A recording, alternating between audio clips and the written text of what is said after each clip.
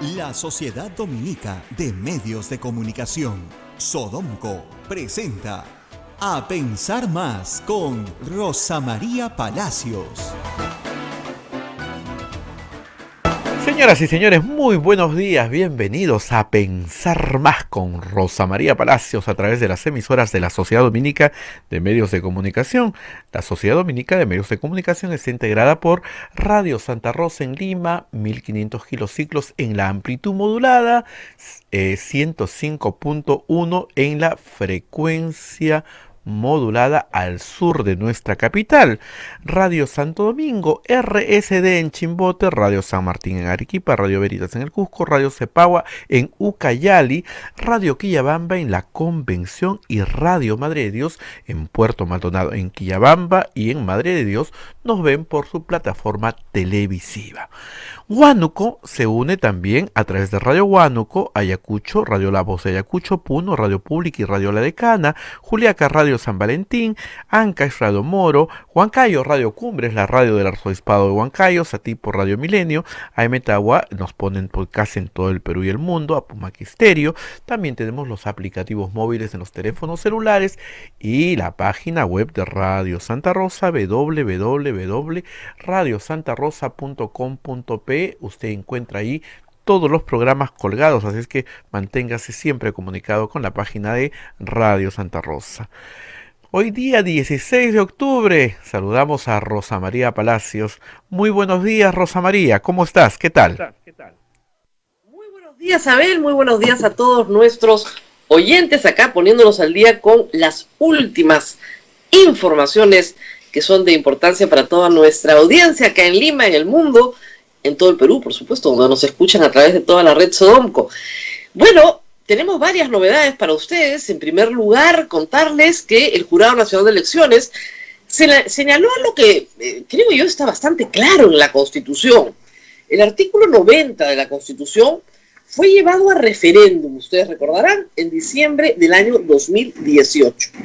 El presidente de la República, en el discurso de 28 de julio de 2018, propuso 4 reformas al país. Una de ellas era impedir que los congresistas se reeligieran.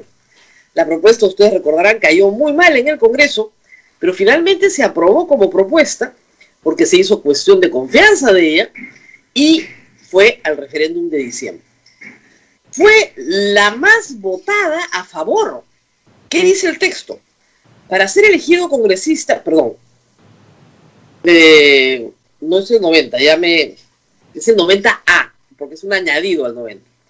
Los parlamentarios no pueden ser reelegidos para un nuevo periodo de manera inmediata en el mismo cargo. Reitero, ¿qué dice? O sea, el artículo 90 es todo lo que dice sobre el Congreso. El número de congresistas es de 130, el Congreso se elige por un periodo de 5 años, mediante un proceso electoral organizado conforme a ley. Los candidatos a la presidencia de la República no pueden integrar las listas de candidatos a congresistas. Los candidatos a vicepresidentes pueden ser simultáneamente candidatos a una representación en el Congreso. Las normas habituales, algunas de las cuales, ojo, están en debate. Para ser elegido congresista se requiere ser peruano de nacimiento, haber cumplido 25 años y gozar del derecho de sufragio. ¿Qué dice el 90A? Los parlamentarios no pueden ser reelegidos para un nuevo periodo de manera inmediata en el mismo cargo. Es una norma polémica porque, les explico, en casi ninguna parte del mundo se prohíbe la reelección de congresistas. ¿Por qué? Porque más bien lo que busca el sistema político es la especialización política. Ser político profesional es una carrera en muchas partes del mundo, una carrera que está sometida al voto popular. Entonces, se percibe como positivo que un congresista sirva 20, 30, 40 años. Entonces van al Senado de los Estados Unidos, a la Cámara de Representantes, encontrarán representaciones muy antiguas, porque son gente que ha logrado tener una relación armónica con sus electores y estos lo premian en el momento en que toque premiarlo a través del voto popular. ¿Qué pasó en el Perú? En el Perú, el Congreso, la reelección parlamentaria históricamente, sobre todo en las últimas elecciones, ha sido muy, muy dura. Los congresistas que buscan la reelección son duramente castigados, son muy pocos Muy pocos los que consiguen su reelección. Normalmente se presenta casi la mitad del Congreso, busca la reelección. Casi la mitad del Congreso. Históricamente casi la mitad del Congreso. Y no consiguen la reelección ni el 10% de los que se fueron, a veces el 15%, pero no pasa de eso. Sin embargo, había la percepción en el 2018 de que estos eran los mismos de siempre, que es algo que te dicen mucho la gente, ¿no? Y no es que sean los mismos de siempre, sino que los que tienen muchos años en pantalla son los invitados habituales de los medios de comunicación. Y la gente dice, este tiene 20, 25 años, ¿por qué no tenemos otros? Y la respuesta es porque han logrado su curul con la votación popular. En todo caso, reitero, esta fue una de las reformas más apoyadas por el voto popular. Yo me imagino que con el paso de los años, esto va a ser revertido. No les extrañe que para la próxima vez que votamos, sí haya reelección parlamentaria. Y tal vez en los próximos, ¿qué les puedo decir? 10 años, sea claro que esta no es una buena reforma. Pero en este momento es la que existe. Cuando se disuelve el Congreso comienzan las dudas, porque claro, estaba muy claro, perfectamente claro, que los congresistas no podían reelegirse. Pero habían unos que decían, bueno, si se disuelve el Congreso y eligen a un nuevo Congreso, los del Congreso que fueron elegidos 2016 hasta el 2019, ellos no pueden postular. Pero sí están habilitados entonces para postular el 2021. Y se les dijo, no, es al revés. Del 2016 al 2021 es un solo periodo. Los que quieran volver a postular, que lo hagan. Y de hecho varios lo hicieron. Y salieron reelegidos, me parece, 4 o 5. 2 de Fuerza Popular y 3 que están ahora en el Partido Morado. Entonces, 3 en Fuerza Popular, me parece, 2 que están en el Partido Morado. Y eso fue todo. Postularon como 19 a la reelección, ¿eh? Y quedaron estos. Muy bien. ¿Ellos pueden postular ahora? No pueden postular ahora. Ahora, uno se pregunta, ¿por qué Alianza para el Progreso hizo la consulta al jurado si el artículo es clarísimo? Y había una respuesta previa para los que querían postular en el 2020. ¿Y por qué Acción Popular en su asamblea de este fin de semana, en su plenario, o sea, cuando se les dijo, los congresistas actuales no pueden inscribirse para ser candidatos, hubo un grupo de gente que dijo, no, déjenos inscribirnos? Porque había, y todavía hay, el afán de quedarse contra la Constitución, contra una votación en referéndum. ¿Qué nos indica eso? A ver, que aquí había, y estoy segura que esos sueños no se han perdido, un sueño de vacancia presidencial para alterar esta disposición constitucional y permitirles reelegirse. No hay otra explicación. O sea, cualquiera que lee esto, está bien claro, ¿no? Ahora, estos congresistas son expertos en no entender el texto expreso de la Constitución, ¿eh? Ya nos ha pasado con los contratos, ya nos ha pasado con las pensiones, no entienden lo que dice el texto, pues si dice, los parlamentarios no pueden ser reelegidos para un nuevo periodo. ¿Cuál es el nuevo periodo? 2021-2026. Si este es el 2016-2021, el nuevo periodo es 2021-2026. De manera inmediata, en el mismo cargo. Se añadió lo del mismo cargo en la esperanza de que se abriera la posibilidad de tener un Senado y que los actuales congresistas dijeran, no, perdón, yo he sido congresista, no he sido senador. Y asimilar al Congreso a una Cámara de Diputados. No faltaría el que dijera, perdón, yo no soy diputado, no soy ni diputado ni senador, he sido congresista, es otro cargo. Eso es lo que podía haber pasado, pero no se aprobó la bicameralidad. ¿Por culpa de quién? De Rosa Bartra, que le metió, ¿no es cierto?, la modificación expresa de parte por este artículo, porque hay gente que dice, ahí está la trampa, y parte porque le metió una modificación a la cuestión de confianza que hacía imposible que se disolviera el Congreso. Pero si hubiéramos tenido bicameralidad, probablemente un grupo hubiera podido postular al Senado. Entonces, ¿quiénes no pueden postular? Los que fueron elegidos en el año 2016 y los que fueron elegidos en el año 2020. Ninguno de esos puede postular ahora. Pueden postular a gobernador regional, alcalde provincial, por supuesto, alcalde distrital, a lo que quieran. ¿Ya? Pueden ser ministros y gana su partido, perfecto, pero no pueden postular. No pueden ser reelegidos. Así de simple. Y ya estamos, agradecemos muchísimo a Susel Paredes, que está con nosotros esta mañana. Disciplinadamente ha pedido permiso en su trabajo, hay que decirlo claramente, porque después la persiguen. No queremos que la persigan. Me refiero a la persecución, por supuesto, administrativo, judicial, no a ninguna otra, porque ella es actualmente trabajadora, bueno, siempre es trabajadora, hay que decirlo, no solo hoy, trabajadora de la Municipalidad de Magdalena, y ha pedido licencia en su trabajo, sin goce de haber, para atendernos a nosotros y a otras actividades de carácter personal. Gracias, bueno, Susel Paredes. Ahora en la mañana empecemos con la primera pregunta. Abel me pregunta, ¿qué título le ponemos a Susel Paredes? ¿Candidata, precandidata? Actualmente, ¿cómo se quiere denominar? Buenos días, Rosa María. Bueno, yo soy una política que siempre participa. Entonces ahora me he inscrito en el Partido Morado por un acuerdo político de Fuerza Ciudadana, que como no tiene inscripción y queremos ampliar una plataforma de centro, estamos participando y me he inscrito. ¿Por qué? Porque yo tengo las aspiraciones legítimas y constitucionales de participar en la plancha. Ya será la democracia interna la que lo decida. Pero para eso me he inscrito. Precandidata a la vicepresidencia. Claro, vamos a ver primero si entro a las listas, porque las elecciones internas son un tema para escribir una tesis, ¿eh? Porque hay cargo, por lista.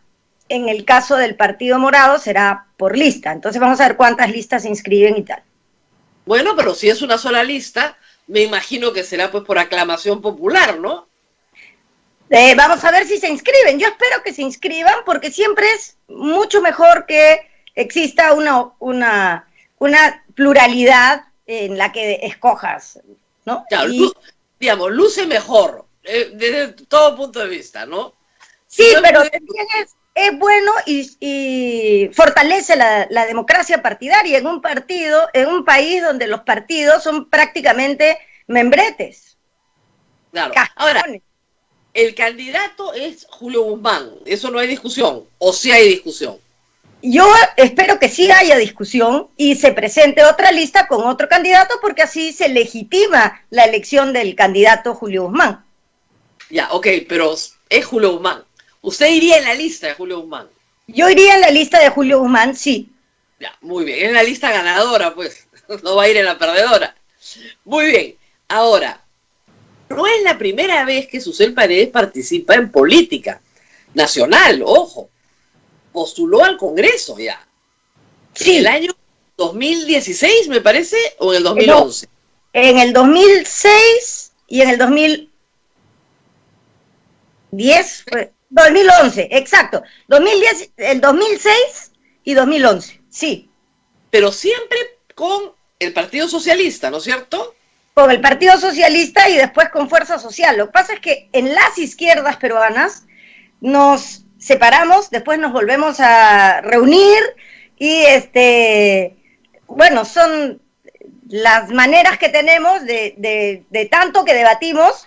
Entonces a veces nos distanciamos, pero tengo amigos con los que me he encontrado en todas las organizaciones que he participado. Al final todos terminamos otra vez reunidos. Yo siempre digo lo mismo, es la misma fiesta y viene la misma gente, se cambian de vestido nomás, pero es la misma gente con la misma fiesta, así que tranquilo. Ahora, ¿por qué esta campaña va a ser diferente? ¿Por qué esta campaña sí la puede llevar al triunfo? Bueno, es diferente porque vamos por el lado legal y de ahí político. Hay 24 partidos inscritos y a una sola alianza. El que no postula pierde la inscripción. Tendremos 23 candidatos o candidatas.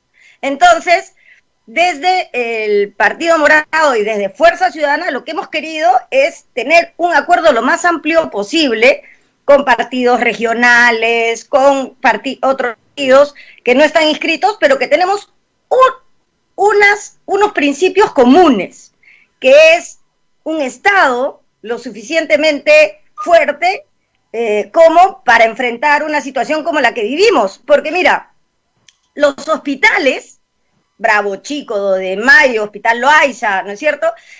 Si tú los visitabas en enero, estaban iguales que hace 30 años. A pesar del crecimiento económico, que ha habido plata en el país, tú entrabas y no había jabón en el baño, papel higiénico, olvídalo, tú ibas al hospital con tu rollo, porque no había. Entonces, ¿qué pasó con tantos años de crecimiento? Y la salud pública continuó hecho una desgracia. Y luego que tenemos un sistema de salud dividido, las Fuerzas Armadas por un lado, de salud por otro, el Ministerio de Salud, entonces todo eso hay que arreglarlo. Pero la lección para contestar tu pregunta directamente, es que necesitamos un Estado responsable de las necesidades básicas de la gente, que son salud, justicia, educación. No, pero Susel, en esa línea no creo que haya un candidato, uno solo, que no esté de acuerdo contigo. O sea, un Estado que sea responsable de las necesidades básicas de la gente es más o menos una verdad universal, está en la Constitución. Sí, pero él, que ha gobernado 2 veces, no lo hizo. Sí, ya sé, pero no va a ser tu competencia. Fuerza Popular tampoco lo hizo. Entonces, no. Es una verdad universal que los partidos que ahora quieren volver a postular en el 21, ya sabemos, por lo menos ya sabemos quiénes no lo han hecho. Bueno, eso sí, ya puedes descartar esos. Pero esos son 3 o 4, pues te faltan 20 más. Ahora, ya, correcto. Tu presencia y la de Fuerza Ciudadana no empuja al Partido Morado hacia la izquierda. Ellos trataban de ser una opción de centro, pero tu presencia con la militancia antigua, con tus postulaciones, etcétera, no empuja al partido hacia la izquierda, y eso podría restarles, porque queramos o no, la izquierda no ha ganado ninguna elección. O sea, Ollantaytamala parecía que era de izquierda, pero los de la izquierda rápidamente se sintieron traicionados, o sea que no es. ¿No hay ahí un problema de moverlos hacia la izquierda? ¿Mucho? No, todo lo contrario. Recuerda que la izquierda tuvo en el Frente Amplio más congresistas que Kuczynski. Ah, sí, claro. Claro, entonces hay mucha gente que, como yo y mis compañeros y compañeras de Fuerza Ciudadana, aspiramos a una opción de centro-izquierda. Digamos, socialdemócrata. ¿Por qué yo me siento socialdemócrata? Tú me dirás, entonces, ¿por qué no vas al PPC? Porque el PPC es socialcristiano. Yo soy socialdemócrata. ¿Y por qué? El APRA es socialdemócrata. Sí, pero como has visto, siendo socialdemócrata dejó en el abandono durante 2 gobiernos a los hospitales públicos. Entonces, una cosa es lo que dices y otra cosa es lo que eres. En mi caso, yo soy lo que ves. Y soy socialdemócrata, ¿por qué? El primer país que declaró el matrimonio igualitario fue Holanda, en un gobierno socialdemócrata, donde se han hecho las conquistas de derechos humanos más grandes del mundo en los países con gobiernos socialdemócratas, no con los de el llamado realismo social, no verdaderamente existente, o sea, Cuba, la Unión Soviética, negativo, el estalinismo, negativo, nos perseguían, más bien nos metían presos. Entonces, yo soy de centro izquierda. ¿Por qué? Porque considero que debe haber un Estado fuerte, como tú dices, es una verdad universal, pero no, hay que hacerle en los hechos, y de otro lado, respetar las libertades individuales de todas las personas. Y eso abre la cancha, más bien le suma al Partido Morado con todas estas personas que tenemos este pensamiento. No, le suma al Partido Morado en ¿cómo se le digo? Fijar una identidad, porque el problema del Partido Morado era justamente no tener identidad. No eran ni de izquierda, ni derecha, ni rojo, ni azul, era una cosa, era un pan con mano. No, ya ahora que sean, mira, a mí me tiene impresionada la organización del Partido Morado, me tiene agotada. Yo llego de trabajar a las 7 de la noche y ya estoy enchufada en el Zoom hasta las 11. Tengo reuniones con regiones, distritos, provincias, las organizaciones de mujeres, los jóvenes, y me tienen una agenda para que me presente, les respondo preguntas. Hay bases, me han tenido 2 horas y media haciéndome preguntas. Y me parece muy bien, porque si yo entro, tienen que saber qué traigo y qué soy, ¿no? Y entonces, eso me ha parecido fantástico. Existen las bases. Si postula la vicepresidencia, me imagino que también se va a inscribir para postular al Congreso. Por supuesto, la ley no lo impide, es un derecho constitucional perfectamente legítimo. Ok, entonces vamos para las dos. Yo voy a hacer mis cuestionarios para esta campaña, que es pre-campaña, pero Susel Paredes viene con ventaja porque es abogada, pero yo tengo que hacerle preguntas básicas porque yo con este Congreso estoy muy sorprendida. Entonces, pregunta básica. Yo también. A ver, ¿por ley se puede modificar un contrato? No, eso le da inestabilidad jurídica al país. Repele las inversiones. Eso es pésimo, ¿no? A ver, por una ley quitado. Así el contrato haya sido malo. Claro. ¿Ya? Tiene otra vía para arreglar. Otra vía, ya. Entonces, yo creo que eso pues no se puede hacer. Eso se llama populismo. ¿Cuáles son los 2 peores enemigos que tiene el Perú? El populismo y la corrupción. Entonces, eso tenemos que enfrentarlo duramente. Y no solo eso, o sea, qué vergüenza que a un Congreso el Tribunal Constitucional le diga, tu ley es inconstitucional. O sea, ¿cómo te explico? Para eso estamos acá, para mejorarlo. Hay que decir una cosa, en el Congreso anterior, en este mismo periodo, 3 inconstitucionales. En esta va una y vienen 2 más probablemente. Y creo que de esas inconstitucionales, 2 de Mulder. 2 de Mulder, claro. ¡Qué roche! O sea, un congresista que tiene creo que 30 años no sabe qué cosa es inconstitucional. Nuevamente, golpe palabra. Pero, o sea, no puede ser. Ahí viene otra cosa sobre el comentario anterior que hacías, es que la antigüedad no te garantiza mejoría, ¿no? La antigüedad no es clase. No. La antigüedad no es clase en política, porque pueden haber personas con mucha experiencia, pero con una mañosería, pues, o con una inconsciencia, porque, o sea, tienes 30 años en el Congreso, ¿no sabes lo que es inconstitucional? O sea, qué vergüenza. Qué vergüenza. Muy bien, ¿qué hacemos con la iniciativa de gasto? Porque de verdad que sus coleguitas, los futuros, y estos también, y los anteriores, no entienden. No entienden. Quieren gastar plata que no hay y que no tienen y que ellos no pueden tocar. Entonces te dicen... O que no existe, o que no existe. O que no existe, que es peor, la de la ONP es peor. Pero hay un congresista que puede venir de alguna ciudad del país y le dice, pero Susel, yo ofrecí en mi campaña que se haga esta obra. Entonces apóyame pues. Declaremos primero de interés nacional, norma declarativa, el puente de Puncay, ¿ya? Y luego que tengamos el interés nacional, tú me apoyas en el MEF para que lo metan en el presupuesto, me acompañas con mis alcaldes y así me reeligen. Pues, si no, ¿para qué soy político? ¿Qué se le responde a ese congresista? Yo le respondería a ese congresista, mira hermano, en las próximas elecciones regionales o locales, postula, porque ahí desde el Ejecutivo vas a poder ejecutar. Así es que más bien te voy a explicar, hermano, vamos a traer la ley de gobiernos locales y la de regionales, y te has equivocado de puesto, hermano, has debido ir al gobierno regional. Claro. Eso le respondería. Pero se ofenden, ¿ah? Porque no, pero hablándole bonito y con tiempo. Mira, en política, horas. Hay gente, mi mamá, por ejemplo, pero ¿por qué pierdes tiempo?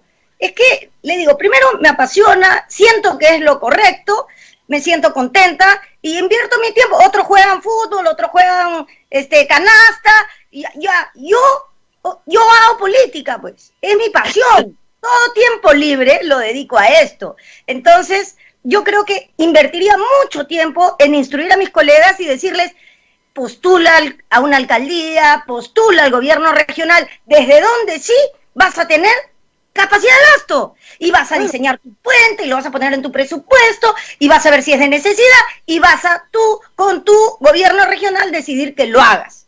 Ahora, pero se confunden a la hora de postular, piensan, hay que hacer educación política, Rosa María. Y el problema es que el electorado necesita educación política, no solamente el congresista. Hagámoslo. Porque ¿qué pasa? A usted le eligen, ¿no? Te van a elegir Susel, somos tus vecinos de Magdalena. El alcalde está que friega, Susel. Sácanos una ley, ya, no una ley, una llamadita para que nos arregle el problema del parque, pues. Ya estamos hartos. O sea, además tenemos un juicio, a la vecina tal le hemos demandado, que quisiéramos que llames al juez para que nos arregles el juicio. Y los congresistas los reciben. No, peor. Me acuerdo, con todo respeto con el señor Salvador Eresi, que un día, claro, como fue tantos años alcalde, hizo una fiscalización en un restaurante, en una noche. Entonces, no puede hacer eso. No puede hacer eso. Como era alcalde, estaba acostumbrado, entonces él, como dijo, bueno, yo soy congresista, voy a fiscalizar. Fue a fiscalizar el local. Cuando eso no se puede hacer. Entonces, yo creo que, mira, el 21 vamos a estar en una situación de posguerra, con miles de muertos, millones de desempleados. Entonces, tiene que estar en el Congreso y en el Ejecutivo gente que sepa.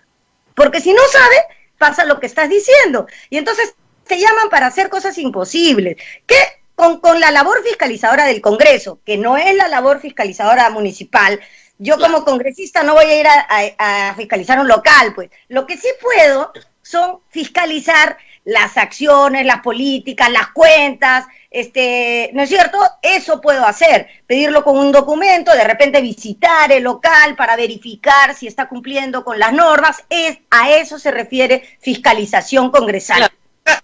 No casos particulares, el problema es que mucha gente, yo he entrado a oficinas de congresistas, me he dicho, ¿qué hago con esto?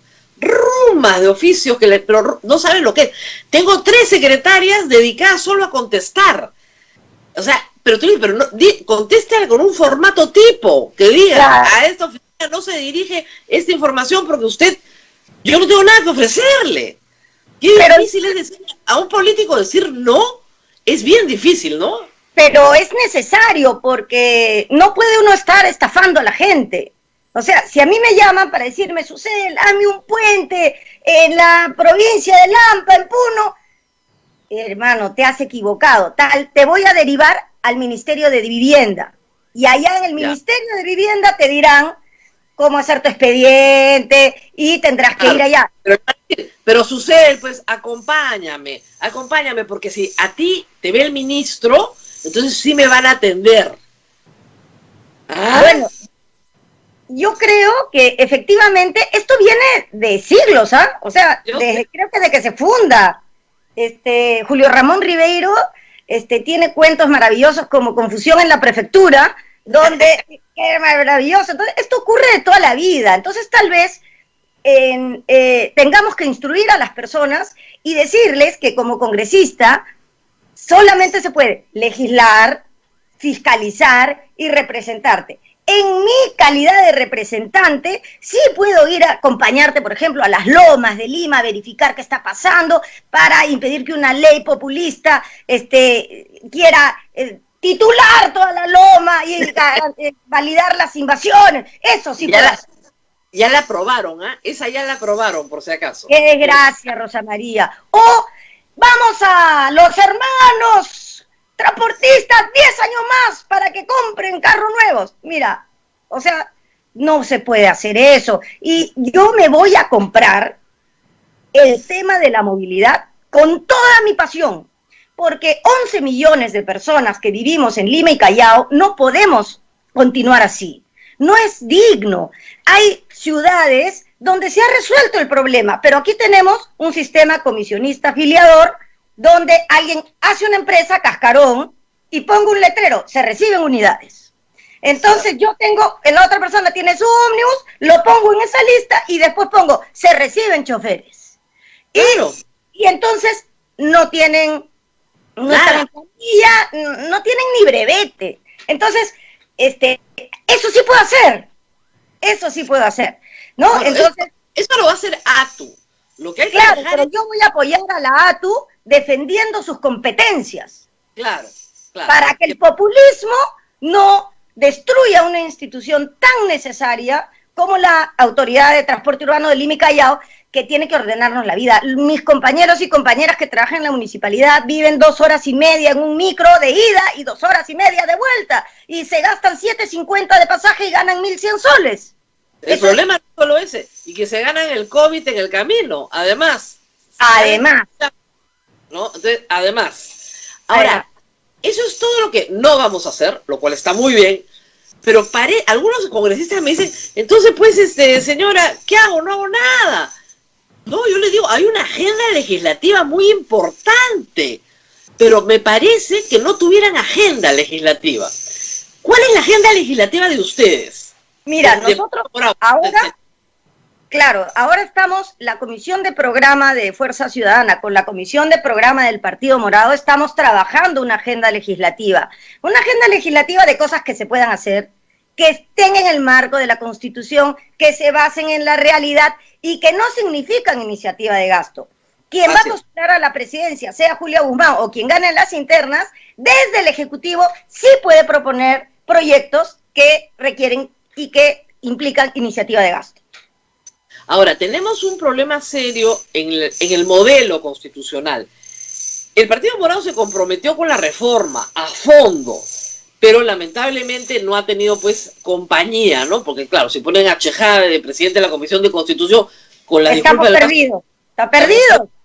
Es como Alarcón fiscalizando, pues no se puede. O sea, parece que el Otorongo hubiera hecho lo que estamos diciendo, o sea... Claro, muy bien. Pero sí hay una cuenta pendiente grande en todo el sistema en el sistema político y en la relación entre poderes. Pero lo que está claro para los peruanos es que si el presidente que salga electo no tiene mayoría o no la puede formar mediante alianzas, está perdido. Porque lamentablemente, y lo hemos visto en este Congreso, que se suponía que iba a ser un Congreso más amistoso, hemos visto que la lógica de guerra es indetenible. Es indetenible, no se puede tener. ¿Cómo hacer para que eso no ocurra? Mira, las guerras comienzan cuando la política fracasa. Lo que hay que hacer en el Congreso es hacer política. Y hacer política significa debatir, conversar, persuadir a mis colegas, mostrarles que tenemos razón. Entonces es un trabajo que no puede estar dedicado a, digamos, contentar a las graderías, sino a discutir adentro. Y yo creo que lo que le falta al Congreso es hacer política, porque han hecho justamente lo que no hay que hacer. Porque, como te digo, las guerras comienzan cuando la política ha fracasado. Bueno, este Congreso, en su gran mayoría, lo que ha hecho es entrar en guerra y abandonar la política. Cuando eso es lo que tendríamos que haber hecho, lo que tendrían que haber hecho los congresistas, pero realmente es lamentable lo que ha ocurrido por la ignorancia desde la que han legislado y la mala leche, porque hay que ser malo y mala para proponer cosas que le hacen daño a nuestro país, ¿no? A sabiendas, porque aunque sea un asesor tendrán, ¿no? Algún abogado habrá en su oficina. Claro, a veces no conocen bien y te lo dicen, ¿ah? No es que no sabemos, porque, digamos, hay una congresista que le pregunta a la ministra de Economía y Finanzas qué cosa es Hacienda Pública. De buena fe se lo preguntó, ¿ah? ¿Qué es Hacienda Pública? Y claro, ahí es donde te das cuenta, cuando estás en clase, ¿no? Que el alumno te pregunta, ¿y cómo hizo la suma? Uy, tengo que regresar al primer día de clases, ¿no? Tal vez sea necesario, como la Constitución señala que el único requisito es ser mayor de edad para ser congresista, nada más. 25 años. 25 años. Entonces, tal vez necesitamos un curso de inducción cuando ingresen al Congreso. Ahora, lo hacían, ¿ah? Yo recuerdo el 2016, el 2011, el 2006, se hacían cursos de inducción tipo junio, o sea, antes de juramentar, ya credencial, pero antes de juramentar, se hacía, digamos, se enseñaba Constitución, se enseñaban varias cosas, pero digamos, economía básica, pero acá hemos visto sobre todo, yo entiendo que el Congreso quiere atender los problemas económicos de la gente, que son muchos y muy graves, pero la forma de hacerlo, o sea, no entender, por ejemplo, que el préstamo reactiva no implica que el Estado desembolse dinero, ha costado meses, porque no lo entendían. No entendían que el dinero salía de los bancos y salían de una fórmula, de un mecanismo utilizado para el BCR para colocar más liquidez en el sistema. No lo entendían. ¿Y por qué? Porque probablemente muchas de esas personas no han tributado nunca han llenado una declaración jurada de impuesto a la renta, nunca han tomado una hipoteca para su casa, nunca han pedido un préstamo ni de consumo. Entonces, claro, no entienden los mecanismos básicos de la economía. ¿Cómo hacemos para resolver ese problema? Bueno, las elecciones son el 11 de abril. Yo creo que apenas sepamos quiénes son los electos y las electas, de inmediato iniciar un proceso de capacitación en derecho constitucional, en economía, urgente, porque y trabajar todo mayo, todo junio, porque además es perfectamente legítimo que una persona que no haya estudiado en la universidad postule, claro. Pero para eso están los partidos, pues, porque el partido debe educar a sus cuadros. Entonces los partidos deben tener escuelas políticas, o sea, esa persona que el partido ha puesto, el partido la debe garantizar, la debe capacitar, la debe apoyar. Por eso es tan importante que los partidos no sean cascarones, sino que sean instituciones sólidas con una secretaría de formación que desde el día que entras te está educando y tendrás que dedicar tu tiempo a eso. En ese espíritu hay que decir, yo sé que no es culpa suya, usted acaba de llegar a la fiesta, se ha abierto, o sea, lo que pasó antes de que usted llegara, se robaron la torta, ¿no? En fin, la quinceañera se cayó por la escalera, ese no es su problema, usted acaba de llegar a la fiesta. Pero es verdad que el Partido Morado no ha sido consistente con estos principios. Hemos visto votaciones impresionantes, o sea, Zenaida Solís y Carolina Lizárraga votaron a favor de la devolución entre comillas de la nada de los aportes de la ONP, votaron a favor. Se abstuvieron Sagasti, solamente votaron en contra 3, que son los 3 invitados. Es decir, de los 9 congresistas del Partido Morado, 6 o se abstuvieron o votaron a favor de un mamarracho jurídico y de un problemón económico sobre el cual el Congreso hasta ahora no insiste, porque creo que ya se dieron cuenta que quiebran la caja fiscal. ¿Cómo es posible que el Partido Morado haya votado así? En el proyecto colectivo votaron a favor. Es verdad que pelearon por sacar a los de Callao y Lima, pero votaron a favor. En el proyecto de peajes se abstuvieron. ¿Dónde estuvo la pelea? Entonces, es bien complicada la situación porque... Sin embargo, te puedo dar un ejemplo contrario a lo que dices. Cuando sale esta norma absolutamente populista donde querían nombrar a los profesores jalados y a los que no tenían título para que no se le enseñen a los niños y a las niñas peruanas que los jalados y los sin título. Ya, el Partido Morado completo votó en contra de eso. Y ya aprendieron, les ha costado como 6 meses aprender. Pero está muy bien, aprendimos. Entonces, eso es muy positivo. Luego, la ley del libro también. ¿Quién sostuvo con una moción en la Comisión de Transporte, un momento, antes de votar para que le des 10 años más de licencia, llamemos a que nos expliquen? ¿Quién lo hizo? Daniel Olivares del Partido Morado. Entonces, yo creo que efectivamente, pues, han aprendido. Y yo creo que yo que ya soy una mujer, digamos, ¿no? Tiempo. Así es, somos del mismo año del gato. El mismo año. Del mismo año, podemos poner una cuota de, digamos, experiencia, serenidad y análisis, ¿no es cierto? No hay que dejarse entusiasmar por una idea que tal vez la aplaudan, pero que una vez acabado el aplauso, empieza la tragedia. Porque mi mamá es pensionista, gana creo que 300 soles. Si tú le entregabas toda la plata, después ningún pensionista, mi mamá no hubiera recibido pensión. Gracias a Dios me tiene a mí y a mis hermanas. Pero los millones de pensionistas que reciben 400 soles no van a recibir nada porque se acabó todo. Porque no es un fondo, es bueno, ya otra complicación. Pero, ¿no es cierto? Rota. De lo que se cuenta. Rota. Entonces, yo creo que esta bancada que se ha estrenado en este periodo ha aprendido muchísimo. Entonces entro yo a poner más bien la experiencia y explicarle a la gente. Yo creo que ya me he graduado en explicarle por qué te multo. A ver, ¿por qué te voy a multar? Esta semana he multado como a 8 estudios de abogados en Magdalena. ¿Por qué? ¿Te has agarrado con los estudios de abogados? Sí te he visto. No, es que, a ver, primero hemos hecho restaurantes, farmacias, de acuerdo al momento. Entonces, todos laboratorios, todas las actividades económicas. Bueno, esta es una actividad económica, ¿no?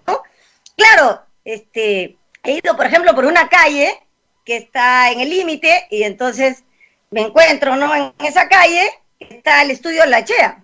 Claro, claro, está en el límite. Ya, está en el límite, pues. Entonces ya le tocamos la puerta, no, es de San Isidro, ¿no? Entonces, pero era importante entrar, ¿por qué? Porque también ahí hay muchos abogados, tenía todo, no podía, me impresionó que entré y la verdad es que no solo es elegante, sino tenía como 3 pediluvios, 3 personas limpiando simultáneamente todo, pero me enseñaron su licencia de San Isidro y por supuesto me retiré porque es lo lógico. Pero también en los estudios de abogado entran personas a ser atendidas y por supuesto hay que ver si tienen defensa civil, si cumplen con los protocolos, si es que tienen protocolo, si es que tienen más de tal cantidad de personal.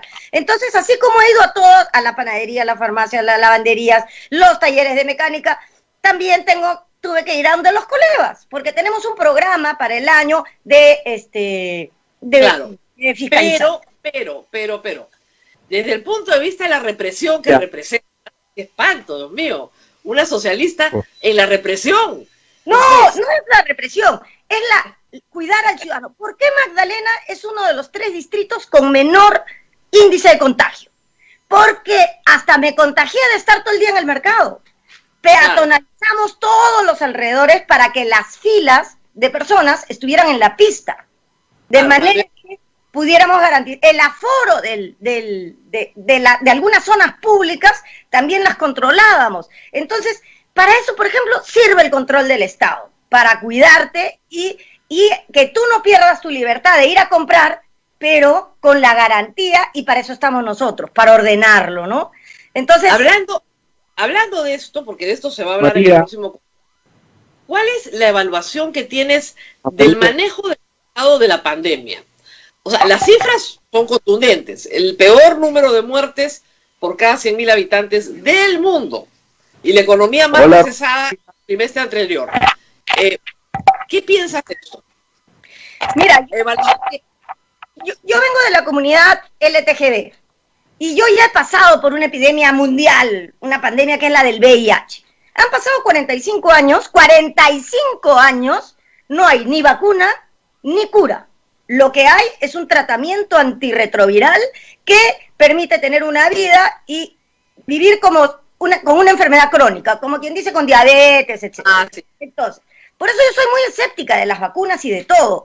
Pero aquí, en 6 meses, todo el planeta tuvo que probar de todo. O sea, Suecia dijo, seguimos iguales. Ya. Otros confinaron, nosotros también confinamos. En el planeta completo se han hecho políticas públicas sin todavía tener las evidencias científicas que te permitían tener una ruta. Has tenido que probar. O sea, si te digo, si en el VIH hace 45 años no hay vacuna, ni cura, entonces este virus nos vino de golpe a todo el planeta. Como ahora estamos más interconectados, en 3 días en los aviones se esparció por el mundo. Entonces yo creo que debe haber sido muy difícil, además en un país con casi el 80% de informalidad en todo, porque tenemos, mira, yo que hago fiscalización municipal, clínicas clandestinas, laboratorios clandestinos, o sea, aquí es tan complicado. ¿Te acuerdas que cerraste no era una morgue clandestina, pero un lugar donde incineraban un crematorio clandestino? Ya, ahora, sin evidencias científicas, porque la epidemia acaba de comenzar, la pandemia, y en un país donde te digo que hemos cerrado un crematorio clandestino donde el dueño me decía, no, pero esto es para mascotas. Bueno, de mascotas le digo, ¿qué diablos hacen esas carrozas fúnebres aquí? ¿O me va a decir que trae a los perros en la carroza? Entonces, qué difícil tener políticas públicas, primero en un contexto donde no se sabe nada del virus, más que mata y rápido, y segundo, que es un país con el 80% de informalidad, que todas las actividades, desde los estudios de abogados, son informales. Mis colegas, ¿cuántos colegas, compañeros de promoción, son totalmente informales. Es más, tú encuentras en la puerta de Palacio a un abogado, somos tantos, con su medalla diciendo abogado, ya, ¿no? Y la otra es que tenemos un gran problema con el agua, porque le decían a la gente, lávate las manos durante 20 segundos, no usa mucho jabón y deja tu ropa en una bolsa. La señora no tenía agua. Ni jabón. Ni jabón. Y menos iba a poder lavar su ropa todos los días. Si a la justa la lavará una vez cada 15. Además, si es que tiene 2 o 3 prendas. ¿No es cierto? Que usa invierno y verano. Entonces, yo creo que ha sido muy difícil, que hemos aprendido mucho y que hay que reformar el sistema de salud. No puede ser que esté así desperdigado. Entonces, eso es lo que mi opinión sobre la performance, ¿no? Lo que tú no quieres... Rosa María, Sí, Abel. Estamos pidiendo una pausa hace un ratito ya. Ya, ok. Nos hemos pasado. No te escuchaba bien. Vamos a la pausa y regresamos con Susel. Sí, estamos en 8:47, me pasé la pausa. Vamos a la pausa y regresamos con Susel, que siempre es tan entretenido conversar con ella. Precandidata de precandidatas para ser vicepresidente y congresista de la República. Vamos a la pausa y volvemos. Continuamos con A Pensar Más a través de las emisoras de la Sociedad Dominica de Medios de Comunicación. En Lima, Radio Santa Rosa; Chimbote, Radio Santo Domingo; Arequipa, Radio San Martín; Cusco, Radio Veritas; Ucayali, Radio Cepagua, La Convención; y Puerto Maldonado, Radio Quillabamba en La Convención, donde nos ven también por plataforma televisiva, y Puerto Maldonado, Radio Madre de Dios. En Huánuco, Radio Huánuco; Ayacucho, Radio La Voz de Ayacucho; Puno, Radio Pública, Radio La Decana; Juliaca nos escucha por Radio San Valentín; Ancash, Radio Moro; Huancayo, Radio Cumbres; Atipo, Radio Milenio; AM Tagua nos ponen podcast en todo el Perú y el mundo; las plataformas móviles, la página web de Radio Santa Rosa y el Facebook de Radio Santa Rosa. Adelante, Rosa María Palacios. Eso sorprende, somos chiquitos en Lima pero grandes en todo el Perú, o sea que para la campaña presidencial está bien. Sí, y además va a ser clave los medios locales chiquitos van a ser fundamentales en la campaña. Pero quiero terminar de contestar la pregunta sobre la performance del gobierno durante la pandemia, ¿no? Yo creo que lo positivo es que, primero, no solo se ha tomado conciencia, porque se sabía, los médicos lo sabían, pero se ha incrementado la capacidad de atención. Entonces yo creo que eso ha sido muy notable. La cantidad de no solo de camas y de unidades UCI, etcétera, que ha crecido, es muy importante, ¿no? Muy importante. Además, Susel, para que tengas una idea, porque yo he seguido el caso largo, todos los años en el Perú, todos los años, mueren 20.000 personas por enfermedades respiratorias, ¿ya? Y esas personas, las que mueren, normalmente necesitan oxígeno o necesitan UCI, y no han estado siendo atendidas. Así es. Estamos hablando de neumonías en la tercera edad, o sea, de enfermedades que se llevan a los viejos cada invierno. Cada vez que mi mamá se resfría, yo temblaba, porque un adulto mayor que entra por una neumonía se va a morir, se muere 30%, pues tuve que cuidar, entonces me aprendí todas las cifras, se muere el 30%, entonces, pero 30% que, como dice, no llega el oxígeno. Hoy ya tenemos una buena dotación de oxígeno en todo el Perú, o sea, sí quedan las camas, quedan, digamos, los respiradores, las unidades, el sistema de organizarte para atender un rebrote, ya estamos preparados. Pero la otra cosa que es muy importante es que esas camas, esas unidades, sin el personal de salud suficiente, tampoco van a funcionar, porque las camas no son automáticas, ni robots. Entonces, hemos sido conscientes que necesitamos también poner en orden los recursos humanos que se requieren en la salud pública, ¿no? En un momento, yo tengo un amigo que es mi médico, entonces él me decía que él trabajaba en una unidad COVID que llegaba a intubar 80 personas al día. Entonces, había un momento en que si ya él no podía, tenía que intubarte, pues, a que te mueras, tenía que intubarte otra persona, que tal vez nunca intubó. Claro. Entonces, eso también tenemos que ver la parte humana, y la otra dramática es la de la salud mental. O sea, ¿cuántos psiquiatras tenemos? Ahora tenemos millones de personas afectadas, ya sea porque son viudas, viudos, huérfanos. Yo tengo una chica que trabaja conmigo, una policía municipal, que murió su papá, y ella a los 22 años se ha encontrado que mantiene la casa. Y entonces hay días que yo la encontraba llorando sola. Y entonces le decía, pero ¿qué pasa? Es que estoy abrumada, o sea, tengo mi hermanita, mi mamá, y yo, ¿cómo voy a hacer, no? O sea, esa chica necesita que la atiendan. No hay psiquiatras, hay pocos psicólogos. Necesitamos que los centros de salud mental comunitaria funcionen en cada distrito de los 1.600 y tantos que tenemos en el Perú, porque las secuelas van a ser terribles. Pero yo cuando vi a esa niña de 22 años llorando, o sea, entendí que las cosas como están, ¿no? Entonces, no solo es la cama, el balón, sino el profesional, la profesional, y no solo la parte biomédica, sino también la de salud mental, que va a dejar a gente dolida, va a iniciar un proceso de depresión largo, tal vez no se cure, habrá que atenderlo hasta que muera con esa depresión, y hay que medicarla, darle terapia, etcétera. Entonces, esto es bien complicado, Rosa María. Ahora, yo quería preguntarte de Susel también, porque la gente que nos escucha dice, bueno, Susel, además de la agenda del Partido Morado, tiene su propia agenda. Nunca ha sido oculta, ha sido absolutamente clara en materia de derechos para la gente LGTB. Entonces, sí. Susel va al Congreso con un proyecto de matrimonio igualitario bajo el brazo. ¿Es así? Por supuesto. Y es muy importante porque han pasado 15 años desde el Partido Socialista Obrero Español, en el gobierno de José Luis Rodríguez Zapatero. El presidente sustenta el proyecto en las Cortes, en el Parlamento, ¿no? Entonces, mira, yo cada vez que me deprimo, pongo el video y lo escucho. Y él le explica a los parlamentarios por qué es tan importante este pequeño cambio, porque él lo dice así: este pequeño cambio en el Código Civil, donde se pone el matrimonio está constituido por un hombre y una mujer, se le va a poner 2 personas, este pequeño cambio va a ser tan felices y va a formalizar la vida de millones de españoles. Entonces, después de 15 años he oído sus entrevistas, y lo que ha producido el matrimonio igualitario, para no hablar de Holanda, Dinamarca, ya no, sino claro.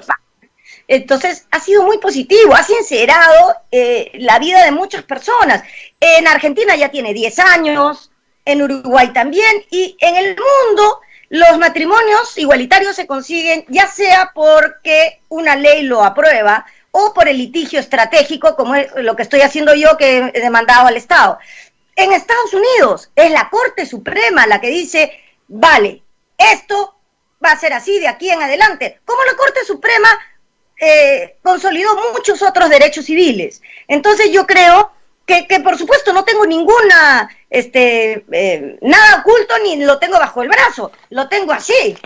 Claro. Ahora te van a decir, ya Susel, perfecto, matrimonio igualitario finalmente es un tema de contrato, derechos civiles, sí. Exactamente, derecho civil. Aborto. Yo creo que ninguna mujer debe estar presa por abortar. Mira, y a quienes mueren, las jóvenes pobres, porque hay otro grupo de personas que tienen los recursos económicos para ir a una clínica, que te atienda el doctor, y después haces tu terapia psicológica, tu psicoanálisis 4 años, ¿no es cierto? Ya, pero las jóvenes y pobres tienen el problema de no tener una salud sexual integral, de no tener una posta que las oriente, y de no tener tampoco Mira, ¿cómo se descubre la píldora del día siguiente? Cuando va una persona en Holanda a denunciar una violación, y el policía le dice, disculpe la pregunta, pero ¿usted está en un periodo fértil? Y la chica le dice, sí, entonces voy a llamar a algún amigo médico para ver cómo hacemos para que usted no se embarace de producto de esta violación. Y empiezan a trabajar, y con la misma píldora, en una cantidad mayor, ¿no es cierto?, ese es el primer método donde funciona la píldora del día siguiente, ¿no? Le dan una dosis fuerte de hormonas y que impide el anidamiento. Entonces, tenemos niñas de 10 años que han dado a luz, Rosa María. Niñas de 10, 11 años, y se han muerto. Entonces, yo lo que pienso es que hay una desigualdad en el tratamiento de la despenalización del aborto, porque es una cuestión estadística donde las jóvenes y las pobres son las que se mueren porque no tienen atención. Yo creo que debe salir del Código Penal ese castigo. Ya, ahora, sin embargo, yo quiero ir a una posición más radical. Lo que te dicen es, no, perdón, esto es un derecho. El aborto como un derecho, subsidiado, pagado por el Estado, como un método anticonceptivo más. ¿Qué piensas de esa posición? Que es la posición feminista en el Perú, que es la que te dice, no. Esto no es porque las pobres, las ricas, no. Es el aborto como un derecho. Sí, pero mira, yo me siento feminista, pero también soy política y trabajamos sobre evidencias. Si las evidencias te están diciendo que son las pobres y las jovencitas las que se mueren en los hospitales y que el hospital público las tiene que atender porque vienen desangradas, porque algún maldito carnicero les ha hecho una mala intervención, el Estado habría que sumar, esa data no la tengo, pero la voy a pedir, ¿cuántas mujeres son atendidas por abortos degenerados, asesinos que hacen en la calle? ¿Y que dónde termina? En el hospital público. Así es, ahí termina así. Entonces, aborto legal para no morir y educación sexual para no abortar. Pero para eso necesitamos empezar por el principio. Y sin tener miedo. O sea, yo no voy a estar como otras personas que dicen, es un tema de conciencia. No, es un tema de justicia, de derechos y de políticas públicas. Muy bien, entonces ¿tú crees que el aborto es un derecho? Yo creo que es un derecho en el momento en que esa niña va a perder la vida por... Ese es el aborto terapéutico, ese ya está en... No. El terapéutico, pero también que hay una niña, yo digo niña, una adolescente de 16, 17, 19 años. Yo creo que tiene derecho a eso. ¿Por qué? Porque el proyecto de vida, una mujer que tiene 8 hijos y que ya no puede más. Pero una mujer de 30, bueno, que tuvo una sexualidad un poco desarreglada y un día se embaraza y... O de repente tuvo una sexualidad arreglada, pero sufrió un accidente. Porque mira, la ventaja que tenemos las lesbianas es que no nos embarazamos por accidente. Embarazarnos nos cuesta un montón de plata y el médico y el donante y ya. Entonces, yo creo que... Pero digamos, una mujer de 30 años que dice, tengo derecho a abortar, ¿tiene derecho?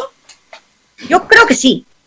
Sí. Entonces estamos claros. Es mi posición personal y creo que hay que darle condiciones porque el aborto ya existe, se produce en miles de consultorios médicos, en miles de clínicas privadas, donde te ponen otro diagnóstico. Y después esa niña linda, que tiene todos los derechos del mundo, si puede, va a hacer su terapia psicológica y tal. En cambio a la pobre la persigues, hay un policía en la puerta y si el médico registra que hay un legrado, no, la detienen.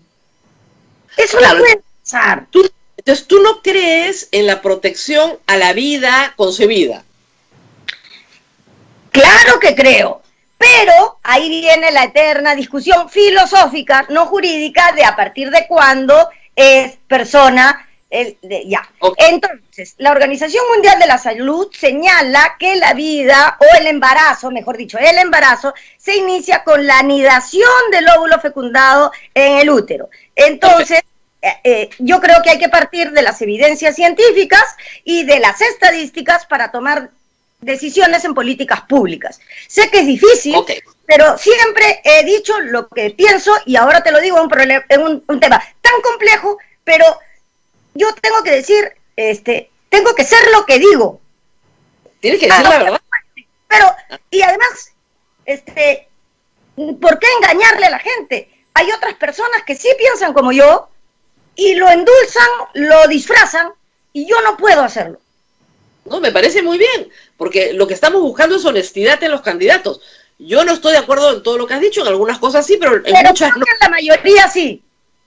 No, yo sí estoy de acuerdo en el tema de la despenalización, porque además hay que explicarle al público que la despenalización se dio de facto.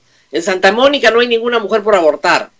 Es una conducta socialmente escondida, pero no socialmente reprimida. Entonces empecemos por ahí. En este periodo, cuando yo entre, yo voy a pedir la despenalización del aborto, que se retire del Código Penal. Vamos a empezar por ahí, porque las políticas se construyen a lo largo del tiempo en debates y en conquistas legislativas. Entonces, yo me voy a comprometer a empezar a despenalizarlo, porque además, ¿sabes qué pasa?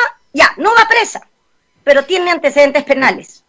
Claro. Entonces, esa jovencita, esa joven mujer de 30 años, la arruinas, pues, porque entonces, como tiene antecedentes penales, entonces no puede pedir trabajo, no, la anulas la vida. Pero las penas son tan cortas que el antecedente Pero le hay dura... condena, y cuando hay condena, tienes antecedentes penales. Lo que dura la condena, acuérdate, después se borran los antecedentes, y las penas son tan bajas que no te queda, no es mucho tiempo, ¿eh? Pero en todo caso... Pero ¿qué pasa si te piden en una declaración jurada si quieres ser congresista y tú tienes que decir si has sido condenada penalmente? Lo vas a tener que poner. Ah, sí. Ya, Claro. está mal, pues. Por entonces, todas las mujeres que han tenido que pasar por esa situación no van a poder tener participación política. Pero no hay nadie condenado por aborto en el Perú, poquísimas. No puede existir esa posibilidad. No podemos las mujeres vivir con una espada de Damocles para sufrir una condena penal que te malogre la vida, que te estigmatice y que te maltrate en el proceso. Muy bien, vamos por partes ahora. Entonces usted dice, todo se construye. Entonces, ¿por qué en vez de matrimonio igualitario, no unión civil? Porque no todas las mexicanas tenemos patrimonio. Los pobres Claro. también se casan. Entonces, haríamos una ley solo para quien tiene patrimonio. Yo no sé quién ha inventado que todos los gays son ricos y pitucos y que todas las lesbianas van a salir. Hay como Pues también que- heterosexuales con dinero, pero una ley de unión civil patrimonial no sirve para nada, porque están legislando para un pequeño grupo de personas que sí tienen patrimonio. Pero el matrimonio lo que me da derecho a mí, por ejemplo, ahora ya voy a ponerme dramática en la pandemia. Yo fallezco. Mi compañera Gracia tiene que tener derecho a ir al hospital, a ver qué me pasa, a que yo le voy a hacer que pelee y le voy a dejar instrucciones si alguna vez pasa, que no me cremen porque yo quiero que me entierren y que pelee y que meta un amparo. Ahora no lo puedo hacer. Y no estoy hablando de plata, estoy hablando de reconocer el cadáver. Estoy hablando que si me atropella una combi y yo me muero, ella pueda tener legitimidad legal para iniciarle un juicio y meter preso a ese maldito que me mató. Entonces, la unión civil solo le sirve a los ricos. Y eso, no, para mí, no tiene ningún sentido. El matrimonio lo que hace es te da una protección integral, ¿no? Que no tiene que ver con el dinero. Bueno, muy Rosa bien, María. hemos ido a los temas complicados, ¿ah? Antes de la candidatura a la vicepresidencia y al Parlamento de la República. Las elecciones del Partido Morado, ¿en qué fecha se van a dar? ¿Ya tienen fecha para eso? Sí, el 29 de octubre. Ahorita. No, perdón, 29 de noviembre. Ah, ya decía yo. Es Pues, todo un proceso, hay que inscribir, se inscribe en la lista, hay impugnaciones, descargo de las impugnaciones, es todo un cronograma que no me lo tengo en la cabeza. Pero las elecciones, si no me equivoco, salvo error o omisión, serían el 29 de noviembre, sí. Muy bien, nos tenemos que ir despidiendo. Abel, Nos vamos, Rosa María. Sí, nos vamos. Le agradezco muchísimo a Susel Párez. La vamos a volver a tener, yo ya me imagino que como candidata, de todas maneras, y ya con una licencia más amplia. No, ya tendré que pedir la licencia ya por 3 o 4 meses, ¿no? Pero tenía que, tenía roche de decirle a Abel que no y que no. Entonces, lo que he hecho es hoy día que he pedido licencia, voy a cumplir como con 5 o 6 actividades porque... Por eso, todo el día. Me sentí horrible decirte que no y que no, entonces la verdad que ahora Nada más, ya me siento tranquila. se necesita un poco de proselitismo, si no las bases no van a poder conocer el pensamiento. Así es, querida Rosa María, así es. ¿Ha visto la serie Borgen, la sueca? ¡Ah! Por supuesto. Yo recomiendo a todas las mujeres que vean esta serie en Netflix, Borgen, que es la historia de una política que llega a ser primera ministra en Dinamarca y que llega en bicicleta al... Yes, claro, todavía en bicicleta. Pero es muy interesante, antes de acabar, porque hay que animar a las mujeres a que hagan política ahora más que hay paridad de alternancia, que sí, cuesta trabajo, te toma tiempo, si no eres una persona rica también te cuesta mucho a ti, pero hay que hacerlo porque si no, la física es clarísima y una ley de la física es que un espacio no puede estar ocupado por dos cuerpos al mismo tiempo. Entonces, o dejo que un degenerado populista que quiere robar entra, o me meto yo a pelear ese espacio. Y eso es lo que vamos a hacer. Muy bien, a pelear los espacios, me parece muy bien. Muchas gracias a Susel Paredes por estar con nosotros. Muchísimas gracias. Gracias por esta oportunidad. Gracias a ti. Nos tenemos que ir nosotros. Nos tenemos que ir, Rosa María.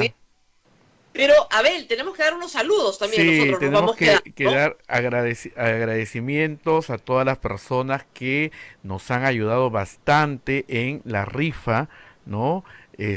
Muchísimas gracias. Ayer realizamos el sorteo de la rifa. Muchísimas gracias a todos los que han apoyado a Radio Santa Rosa con la rifa del día de ayer. Y pues les quedamos muy reconocidos y los invitamos a nuestra siguiente rifa, que será en el mes de diciembre. Así es que, a ver, tengo por acá, leeré solamente los nombres, ya han sido contactados: el señor Guillermo Bocanegra, la señora Gabriela Cáceres, la señora Carmen Cecilia Álvarez, salió premiada, la señora Agnelia Rojas. Los 4 fueron ganadores del sorteo de ayer. Ayer mismo se les contactó, se salió al aire con ellos, así que no hay ningún problema y ya ellos recogen su premio durante estos días entre las 9 de la mañana y las 12 del mediodía. Así que muchísimas gracias. También estamos con horario restringidito. También agradezco. Muchas gracias. Hay que decirle a las personas que han participado que ayudan al sostenimiento de la radio. La radio, como ustedes han visto, prácticamente no tiene publicidad. Entonces, si ustedes no nos ayudan, es bien difícil que nosotros podamos salir al aire. Y claro, tenemos muchas ventajas porque tenemos la buena voluntad de todos los que trabajan en Radio Santa Rosa también, pero a veces no basta, se necesita un poquito de plata para poder salir adelante. Bueno, y también los saludos que hemos recibido de la Asociación Nacional de Periodistas del Perú, de la Universidad Jaime Bauzati Mesa, del Colegio de Periodistas, del Ministerio Público y de la Universidad San Martín de Porres. Muchísimas gracias por sus saludos que nos llegaron el día de ayer por los 64 años de Radio Santa Rosa. Nos vamos, Rosa María, porque el padre Luis Enrique Ramírez nos está esperando en la Basílica del Santísimo Rosario, junto con el padre Richard Manrique, para celebrarnos la misa del Señor de la Justicia. Y este domingo es 18 de octubre, del Señor de los Milagros. Síganlo todo a través de la televisión, nada más. Muy bien, muchísimas gracias a todos y nos vemos nuevamente el día lunes. El día lunes, cuídense mucho, chao, chao.